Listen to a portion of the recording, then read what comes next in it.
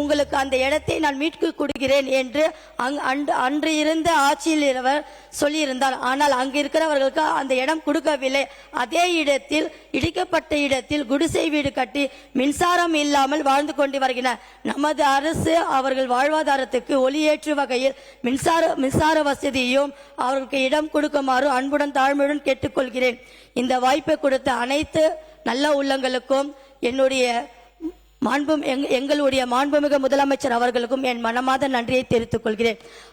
பேரவைத் தலைவர்கள் ஒரே ஒரு விஷயம், இதை நான் சொல்லிடுறேன். இதற்கு சொல்ல நான் ரொம்ப கடமைப்பட்டிருக்கேன். நாங்கள் கிட்டத்தட்ட தலைவர் கூட ரசிக மன்றம், நற்பணி மன்றம், மக்கள் இயக்கமாக நாங்கள் அவருடைய வழியில் நாங்கள் வளர்ந்து வந்திருக்கோம். கடந்த 27 ஆண்டுகளாக அவர் கூட நான் பயணிச்சிருக்கேன். தமிழ்நாட்டில் முதல் பெண் ரசிக மன்றத்தில் நான் தான் அந்த பட்டத்தை வாங்கியிருக்கேன். அதுக்கு இந்த இடத்துல தலைவருக்கு நான் ரொம்ப நன்றி சொல்லிடுறேன்.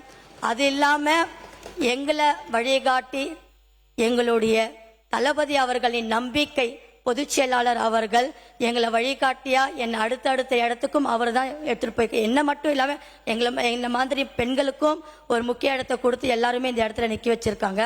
அது இல்லாமல் எங்களுடைய மாநில மாநாடு இந்த சிறப்பு எங்களுடைய கட்சி ஆரம்பித்து நாங்கள் அந்த கொள்கை திருவிழா நாங்கள் நடத்தும் போது எல்லாருமே என்கிட்ட ஒரு விஷயத்தை கேட்டாங்க. ஊடக நண்பர்கள், எதிர்கட்சிக்காரங்க, மற்ற எல்லா கட்சிக்காரங்களும் கேட்டிருக்காங்க, நீங்கள் ஏன் இந்த ரெட் அண்ட் எல்லோ நீங்கள் ஒரு அணியாக நீங்கள் இந்த ஆடையை நீங்கள் அணிந்திருக்கீங்கன்னு கேட்டாங்க. அப்போ அவங்ககிட்ட சிரிச்சுட்டே அமைதியாக எந்த பதிலுமே சொல்லலை. இதுக்கு அது பதில் சொல்கிறதுக்கு, தலைவர் முன்னாடி சொல்கிறதுக்கு ஒரு வாய்ப்பு எனக்கு கடவுள் கொடுத்துருக்கிறாரு.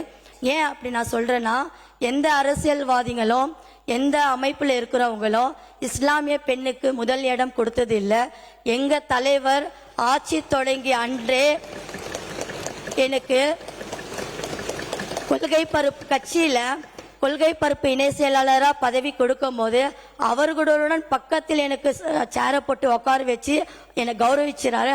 அப்போ அந்த கௌரவம் எனக்கு சார்ந்தது மட்டும் இல்லாமல் தலைவர் சொல்லியிருக்காரு, எங்களுடைய கொள்கை பிறப்புக்கும் எல்லாம் இருக்கும் தான். ஆனால் இஸ்லாமிய பெண்ணுக்கு அன்னைக்கு இஸ்லாமியர்கள் எல்லாருக்குமே ஒரு பெருமை காட்டுற மாதிரி தலைவர் அன்னைக்கு நடந்தினாரு.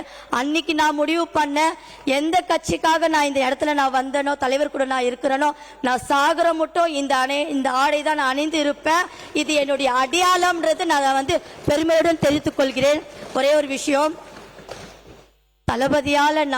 தளபதிக்காகவே நான் என்றும் தலைமைக்கும் தளபதிக்கும் விசுவாசத்துடன் என் உயிருள்ளவரை நான் நன்றியோடு நடந்து கொள்வேன். நன்றி, வணக்கம். இனி செல்லும் இடமெல்லாம் செய்தி. தந்தி டிவியின் வாட்ஸ்அப் சேனலை ஃபாலோ பண்ணினா செல்ல இருக்கும் இடமெல்லாம் செய்தி. இதோ QR கோட், இப்பவே ஸ்கேன் பண்ணுங்க, ஃபாலோ பண்ணுங்க.